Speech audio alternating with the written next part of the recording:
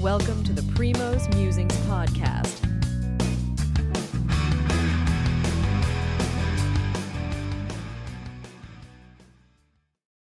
Good morning. This is Sri Primo with a quick recap of day 2 and day 3 of the Border-Gavaskar Trophy in Australia, Perth, between India and Australia. I could not do the day 2 recap due to some conflicts, but anyway, here we are. And the story of the day, or the story of the last 2 days, is how India has bounced back and taken charge of the first test match, both in the batting and the bowling departments. On day one, we saw 17 wickets fall, and day two started out with Australia, with India mopping off Australia despite a defiant 10 wicket stand of 25 runs between Stark and Hazelwood. But it came to an end. In Australia, bowled out for 104. India had a lead of 46 going in.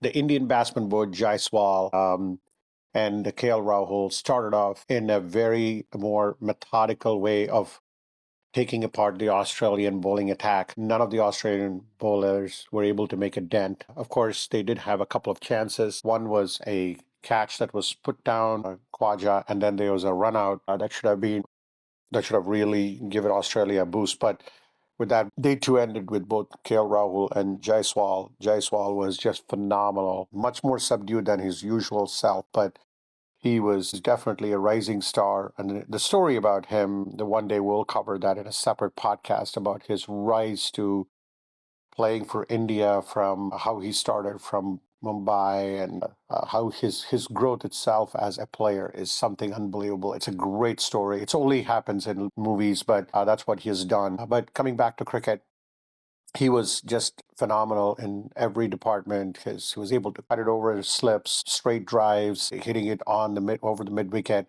everything. Meanwhile, KL Rahul is the other one, like almost like a Rahul Dravid type. Beautiful and a clear cover drives, the ball just stroking through the covers for fours or a straight drive.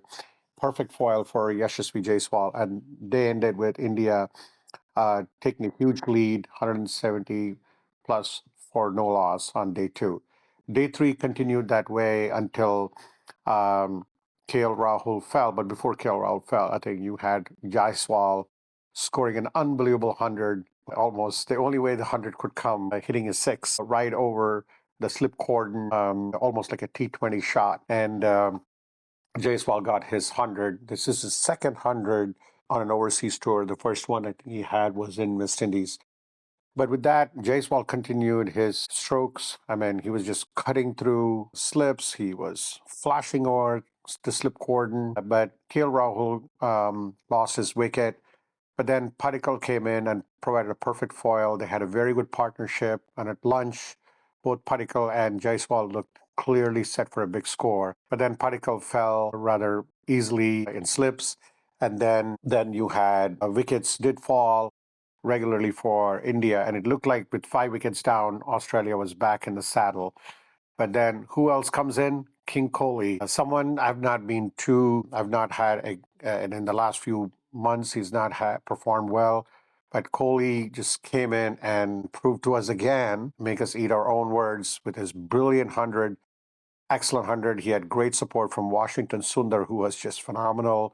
And then Nitish Kumar Reddy, another star, rising star. Indian cricket, young brigade is here to stay with N.K. Reddy and Jaiswal and Washington Sundar. And Nitish Kumar Reddy again blasted some great shots for a six. And while King Kohli continued his domination, his strokes are just treat to watch. And he was like hitting through the covers, pulling. Well, there was one shot that he hit, pretty much splitting 4 fielders, and that could be only done by King Kohli. And just watching the highlights, because it was too late in the night, it was just phenomenal to watch. But once Kohli got his 100, Bumrah decided to declare. Australia has a huge task now, chasing a huge total of 500 plus runs. And that turned out to be a tough start for Australia, with Bumrah striking very early. LBW Nathan Sweeney, another rising star for Australians. One day, he'll be among the runs. But I think this first test didn't go his way. But I really predict good things for Nathan Sweeney in his career. But then Pat Cummins, the captain, came in and he got dismissed by Siraj Jaiswal as a night watchman. And then Lab Marnus came in and then he got LBW to Bumrah. So Australia are now tottering at 12 for 3, and they have still 500 plus runs to win. Let's see if they have some comeback in them. Right now, it's advantage India. India has dominated Australia, especially in the second innings and the first innings through the bowling.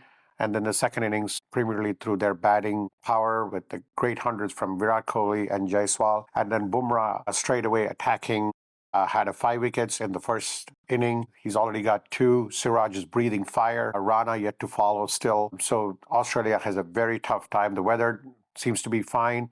There are some cracks in the thing. So look for some Washington Sundar also to be in the attack later, because Nathan Lyon did get a couple of great turns. I mean, there was one ball that he was able to turn Kohli that beat not only Kohli, the wicketkeeper, their stumps, everything. And then punt went for a wild shot, obviously, but that's what he does.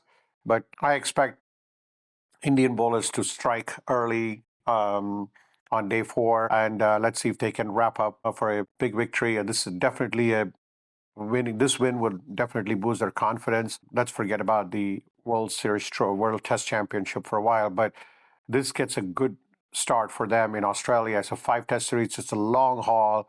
It's like running a marathon, and winning the first test definitely puts them in a great position to dictate how it is. And I think that's where it is. And then Shami should be coming back next match as well, I think. And then Rohit Sharma will be back as a captain. But I think this Indian team has definitely shown that when the chips are down, they always bounce back. And let's see if they can wrap it up very quickly on day 4 and establish an advantage over all the Australians in the coveted Border-Gavaskar trophy.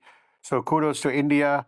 Hats off to Jaiswal and Kohli. And then Bumrah striking, breathing fire on the bowling end to put the Australia on the back stop right now. So with that, we wrap up day 2 and 3, and we'll be back for day 4. Looking forward to it. Thank you and have a nice day. Thank you for listening.